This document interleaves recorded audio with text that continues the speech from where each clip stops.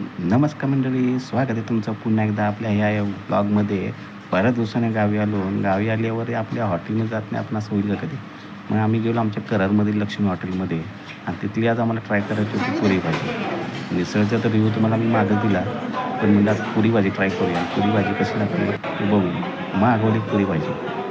सकाळी नाश्ता केला होता घरी, पण पुरी भाजी खायला बघितली मागितल्यावर 4 पुऱ्या आणि फ्रेश वाटाण्याची भाजी आली होती पातळ अशी. सोबत काकडी, कांदा, लिंबू टमाटर दिलं होतं. तर म्हणलं चल बघूया टेस्ट करून.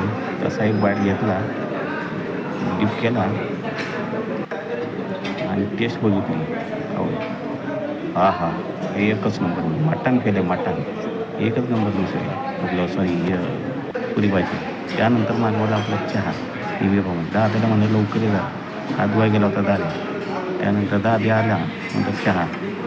तर दाद्याने एक चहाचा घोट घेतला आणि तृप्त झाला. बस काय चहा आहे बाबा, तोंडा मागं तरी होतं माझं काय. चहा तर एकच नंबर नाच आहे. तर परत भेटू आपण उद्या.